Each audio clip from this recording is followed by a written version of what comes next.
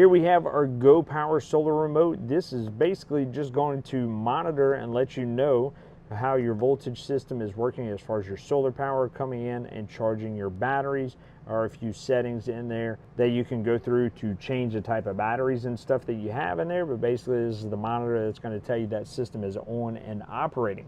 Of course, we have our COLP detector that is going to notify you of any cautious gases that may be leaking into your unit. Has an audible alarm on it. We need to test that every time we go camping to make sure it's working. Of course, the green light lets us know it's powered up. It is hardwired into our battery system, so it's going to be on all the time. And we're also going to have smoke detectors in our unit too. We need to check the 9-volt battery and check the audible alarm on that as well. You'll notice on both that they do have expiration dates on them. We need to check that expiration date and make sure that they are changed out when that time comes around.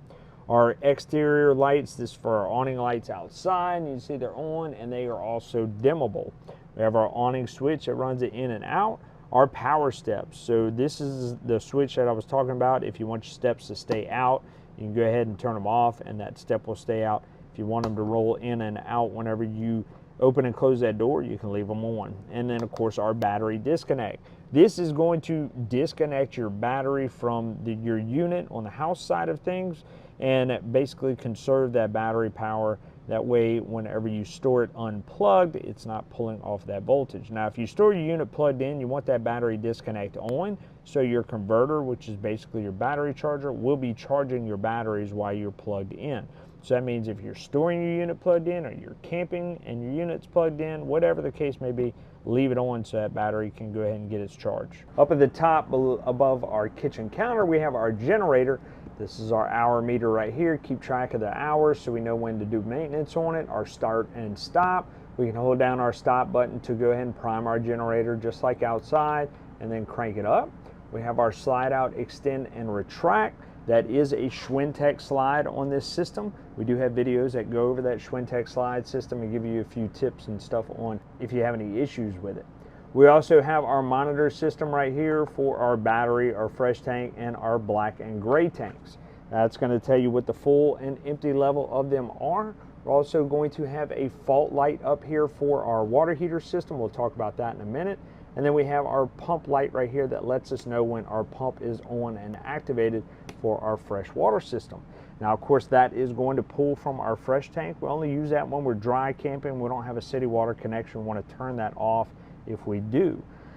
Now, this is an on-demand pump. It's only going to work whenever we operate our faucets. We're going to hear that pump run, and once we turn our faucet off, it should shut off shortly after that. You may hear it run every now and again, just priming up the system, but if you hear it consistently run and all your faucets are off, then we want to go ahead and shut that pump off. Our tank may be empty or we have a leak in our system.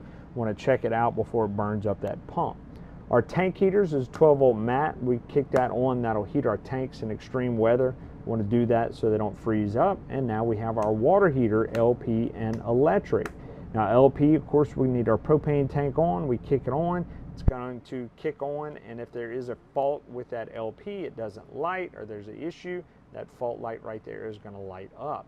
We'll have our electric, have to be plugged in, of course, for that to work. You can run both of them at the same time if you want. It'll heat that water up a little bit faster.